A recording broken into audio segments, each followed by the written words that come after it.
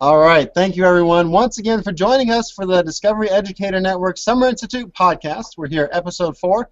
We have 3 awesome panelists tonight, including our very first Discovery Education employee that will be joining us tonight, Jannita. Without further ado, I'd like to introduce you to our panelists tonight. We'll start with Kellsye. They're going to introduce themselves, tell you where they're from, where they work, and how many times they've been to Summer Institute. Kellsye. All right, so my name is Kellsye Piper. I work at Mount Airy Elementary School in Carroll County, Maryland. I teach math and science right now, and this will be my first Summer Institute. All right, welcome. Karen? My name is Karen Wells, and I'm from Batesville, Arkansas. I teach AP English, Library Media, and Journalism, and this will be my 7th DENSI. Wow. And I am Jannita Demian. I work for Discovery Education on your DEN team. I am in charge of different types of programs.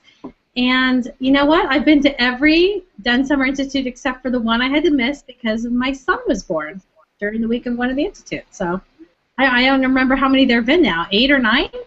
8. I think. I guess if you have to have a reason to miss, Jannita, that's a good idea. That's a good reason.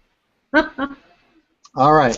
So we'll start with Karen. All right, Karen, let's talk about big takeaways that you've had from Summer Institutes, whether it was last year or years past, or just advice in general for first-time attendees.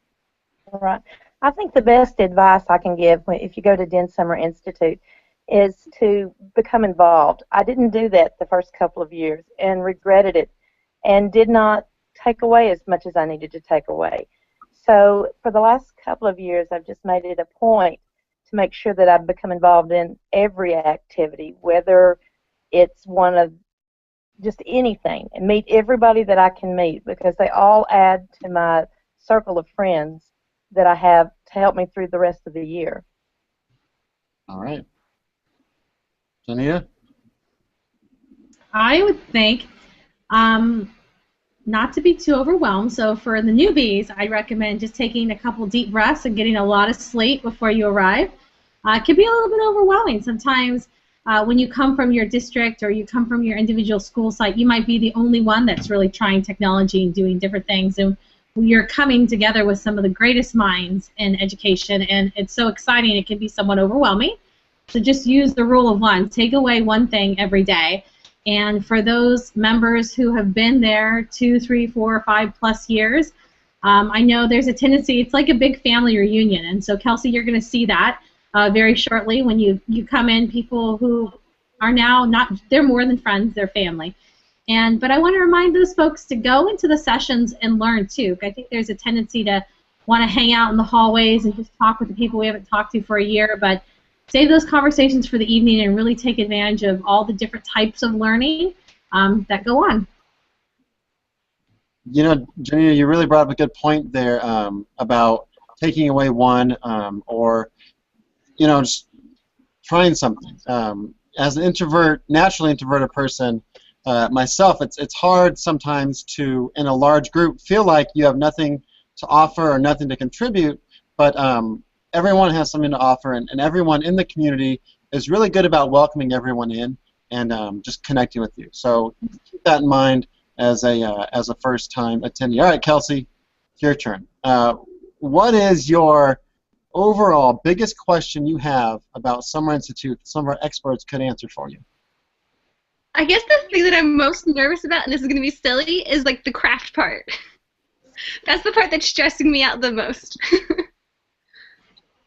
What do you mean by crash? The craft. We're supposed to like have some type of craft fair and bring something that we make, and I don't know, that part is just so like I don't know what to do.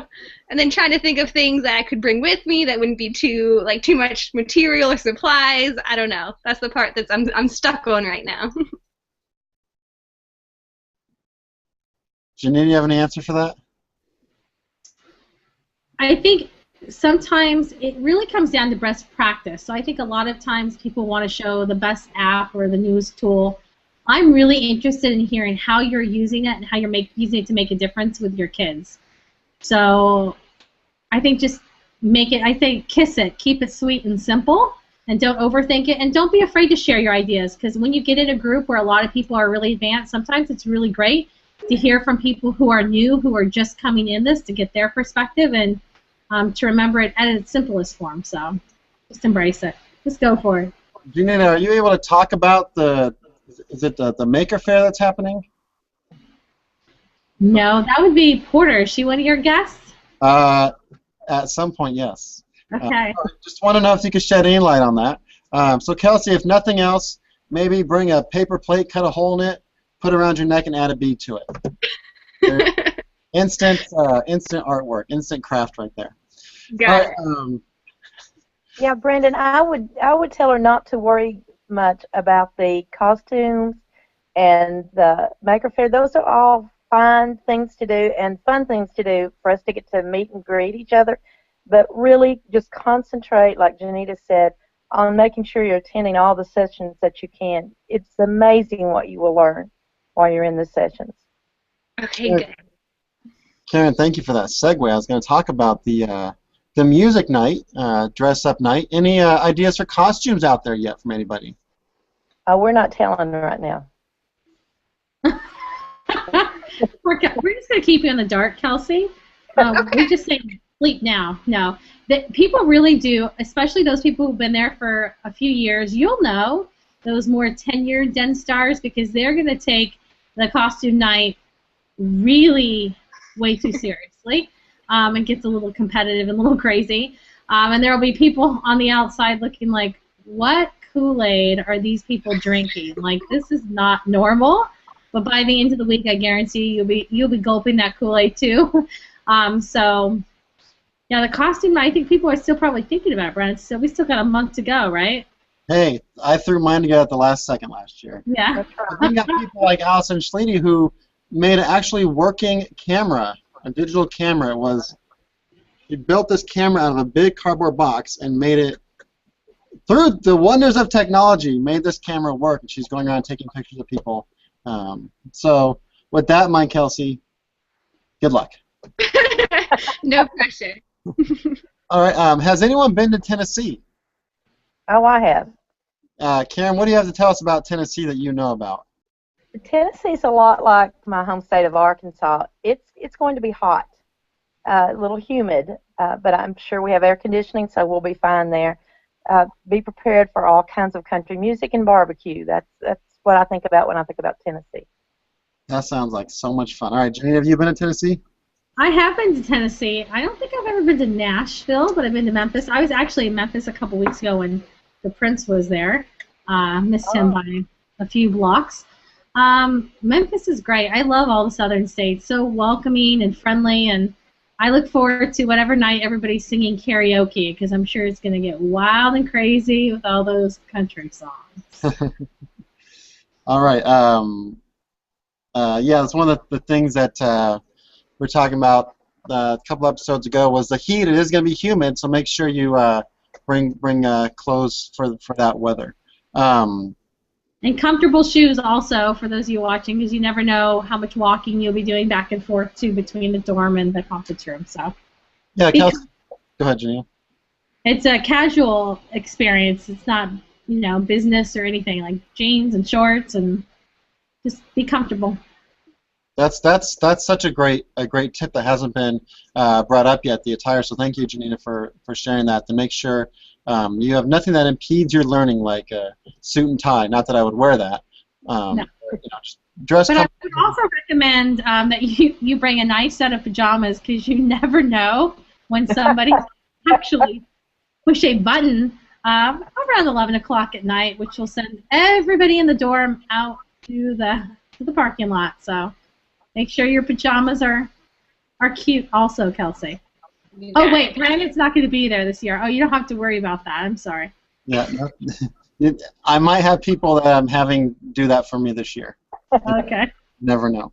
All right, Kellsye, any more questions that you might have about Summer Institute? We know you're talking about the craft, and any other things, any other questions you have? I don't think so. I mean, I think it's pretty well written out with the itinerary, and I'm just excited to go. Yeah, definitely. you're definitely going to meet a lot of people, and just know it's not just 8 to 4 sessions, and then you go back in your room and you sit in your room for 10 hours before 4 hours before you go to sleep. There is definitely stuff happening, if I could talk, after the session. So keep that in mind and make sure all of your devices are charged and you take all of your power cords with you. Yes. And Kellsye, how did you hear about the Institute? I love hearing that. What's your story? I'm trying to think.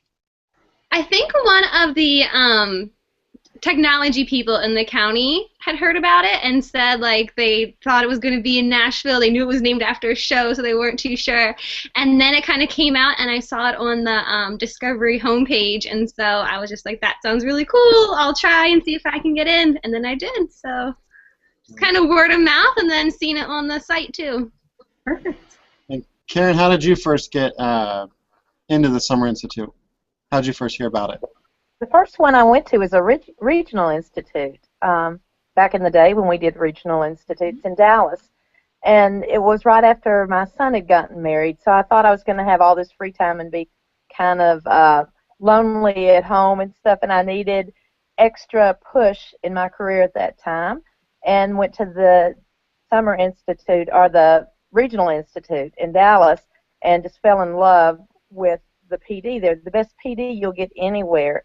I'm just so grateful every year that Discovery gives me the opportunity to go to the Summer Institute.